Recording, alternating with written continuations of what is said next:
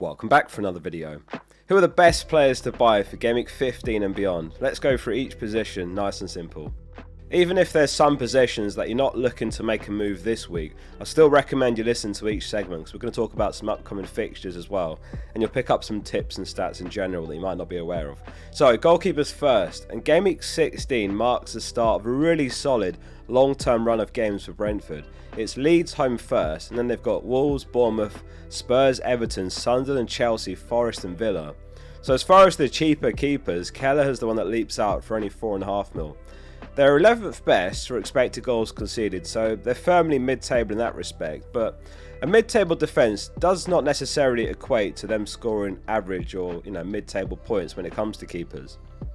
Like look at Roofs for example, 64 points is only a few points off the top spot, even though Sunderland are actually the 5th worst defence for XGC, which might also surprise you. Brentford have conceded 5 fewer big chances than Sunderland, 46 fewer shots, 39 fewer in the box, so maybe a couple of takeaways there. Raya is top of the table this week as Arsenal face Wolves home at the Emirates, and then it's Leno second playing Burnley away, and then it's Alisson after that, joint of Keller and Sanchez. Liverpool play Brighton home, Chelsea have got Everton home. So it's actually another great looking week for the free hit if you're still sitting on the chip. If you've already made transfers, then you can still free hit to get them back. So basically anyone that free hits this week will have 5 free transfers in Gameweek 17. Ramsdale is in there at bottom of the table this week. Pope is expected back around Gameweek 18, so it's just not worth buying Ramsdale for the sake of 4 game weeks potentially.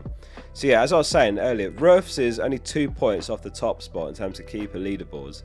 The top spot belongs to Raya, and Raya just became the first 6 million keeper since the 2021-22 season when we had 3. We had Edison, Alisson and Mendy. So yeah, as far as points per million, Raya is actually really bad. FPL is basically a game of optimising points per million. It's just a case of kind of nailing the right alternative keeper if you don't want to spend that kind of money on Raya. Pickford's actually tied with Raya, he's on 66 points, and then it's Ruff 64, Henderson 63, Sanchez and Vicario 57. Defenders next, and the Arsenal defenders are all over the place right now because we've now got Calafiori suspended after picking up a 5th yellow. Gabriel's still injured, Saliba might be back for the next game, so Timber is therefore the safest and best option right now for me. And he is the highest scoring Arsenal defender, but he is pricey as well, 6.5 million. He's one of the best in the league for expected goal involvement this season as well. That said, it is worth mentioning that it wasn't long ago that we used to spend more than 6.5 million on the likes of Robertson, Trent, or going back a bit further like Alonso. So I actually don't think 6.5 mil is bad given his goal threat and how good Arsenal's defence has been. If Arsenal's defensive form continues over the season, and he carries on chipping them with the odd return, next season Timber will be 7 million, like Gabriel's going to be 6.5 mil.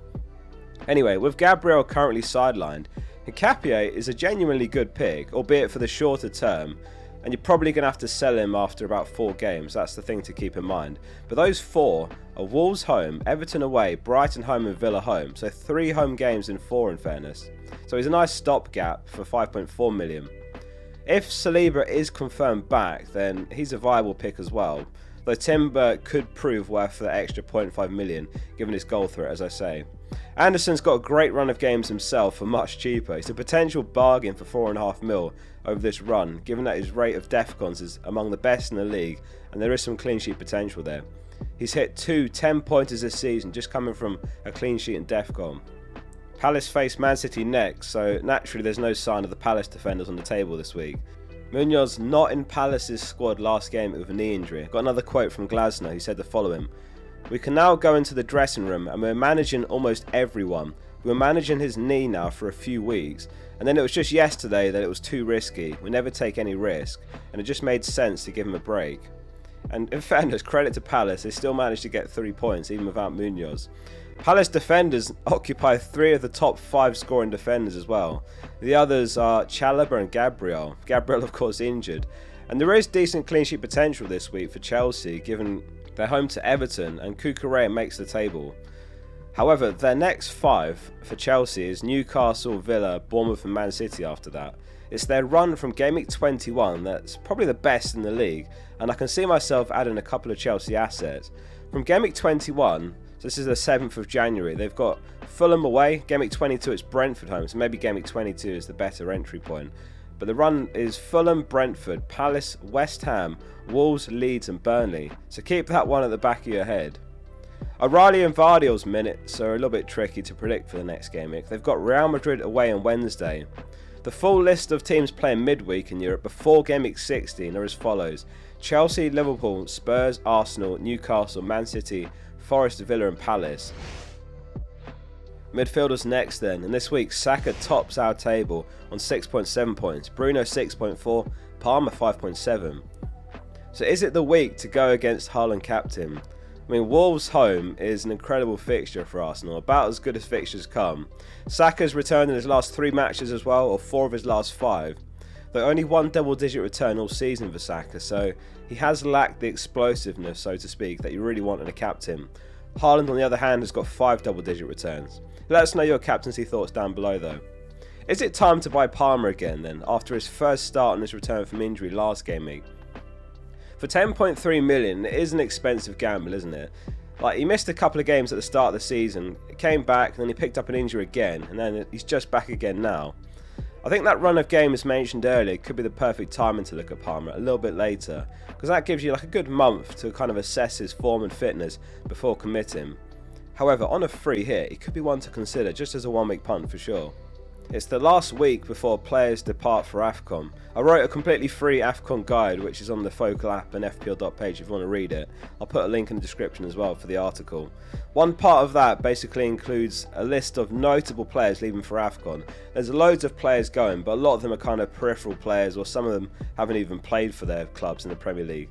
So notable players as in important players for their teams, or maybe their departure is notable because other teammates could benefit, or maybe that could make them a team to target. So the notable list is Dango, Foster, Sarr and Dye, Iwobi, Salah, Mbumo, Ahmad, Aït-Nouri, Marmoush, Aina, Juve, Wan-Bissaka and Agbadou. So Mbumo and Dango both on the table this week with a great fixture. So on a free hit they look fantastic, but obviously don't rush to buy them because you're literally going to have to sell them straight away. Rice is now the top scorer midfielder in the game with 84 points, 2 goals, 5 assists, 14 points coming from DEFCON games as well in 7 matches, and at current pace that's a 212 point season for Rice, which is crazy for 7.1 million. He's basically generally a slow and steady trickle of points, which really does add up when it's consistent. You know, Semenyo for comparison is about the same points as Rice overall, but he's the opposite. In his first 8 games, Semenyo had 10 goal involvements and then no returns in 7 games since. Both types of assets do have their merits, and of course if you can hop on a player for a purple patch and back off, then that's even better. Bruno G is another example. He's the exact same as Rice. He's just 3 points behind him with a similar blend of goal involvements and DEFCONs. Looking at team of the season, it's still a back 5. It's Raya in goal, and then it's Gueye, Munoz, Chalobah, Gabriel and Lacroix. In midfield it's Rice, Semenyo and Bruno Guimaraes, and then it's Haaland and Thiago up front. So we were talking about Chelsea and their upcoming fixture run.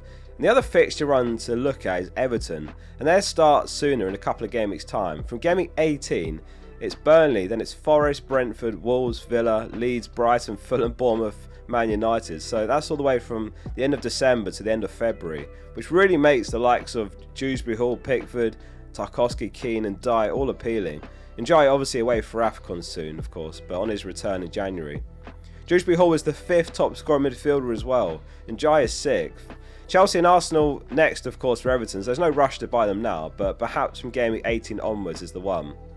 I mean, Foden has seen what must be a record number of price rises. I think that was 5 rises in 7 days for him. He could go up again tonight. He's just been unbelievable these last few games. FPL probably should have added some kind of price change multiplier after topping us up to those 5 free transfers, because the rate of rises has gone absolutely crazy. Also in the lead up to us getting those transfers and having to use them. Gordon came away with a 10-pointer last game week. The issue with him is he's just a bit of a rotation risk, and there's the possible early subs when he does start. Like, some people went there early in the season when we found out that Gordon was on penalties from that Champions League game, and then they later regretted it. Minte's got Liverpool away next, 3.7 points for him. Enzo and Zoboslai 4.3. Harry Wilson 3.8 points. He's an interesting one for 5.2 million. It feels like every season he goes through a kind of purple patch of form and everyone starts talking about him. 2 goals, 2 assists in his last 3. Personally, he's not my type of FPL asset. It's very much down to preference, because he almost never gets 90 minutes. There's the occasional benching and sometimes even a pre-60 minute sub, depending on game state. However, it is 5.2 million. Still, I'd rather Dewsbury Hall, who's a little bit cheaper. He's got some set pieces, basically 90 minutes every game, an outside chance to DEFCON, and he's nailed. Or for even cheaper, there's Stack, who's starting to look good again recently after the promise shown early in the season for only 4.8 mil, and he seemed to have recovered from his injury now. Onto a quick look at the forwards next then. So this week, Haaland leads the table, 5.7 points. So Saka, for comparison, was on 6.7, which is quite a gap. Bruno 6.4. So Haaland actually sits in 3rd on the projections this week. The last time there was a week like this, Bruno got DEFCON and nothing more, while Haaland ended up hauling against Fulham. Thiago has got to be the #1 priority forward to buy this week though, if you've not got him. We talked about Brentford's fixture run at the start of the video. 11 goals this season I think it is, 6.9 million. The other budget forward I quite like, not nearly as much as Thiago, but worth a mention is Raul. He's nailed on for Fulham, with Muniz still out injured for ages. He's 6.2 million, and they've got some really nice fixtures coming up for them. It's Burnley next as well, then they've got Forest home, West Ham away. For even cheaper, there is Igor Jesus, who's been getting some good minutes recently under Nuno. He's only got 1 goal, 1 assist all season, so not for me.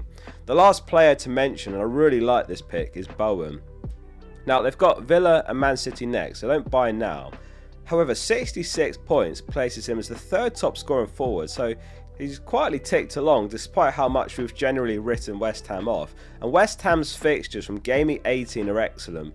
They've got 2 home games to Fulham and Brighton in a row, and then they've got Wolves away, and then it's Forest home. And West Ham's fixtures actually look great all the way till Game Week 26. If Nuno does get them ticking, you just know that he's going to be a crucial part of their form, and he could be the ultimate differential from Game Week 18. A little bit pricey for 7.5 mil, but he has fallen. I think he started the season at 8 million, so he's fallen 0.5 mil as well. So I think Bowen's a really interesting differential in a couple of game weeks' time. Thanks for watching, and hit subscribe below if this has helped you. There's daily FPL content coming to help you do well. See you soon for the next one.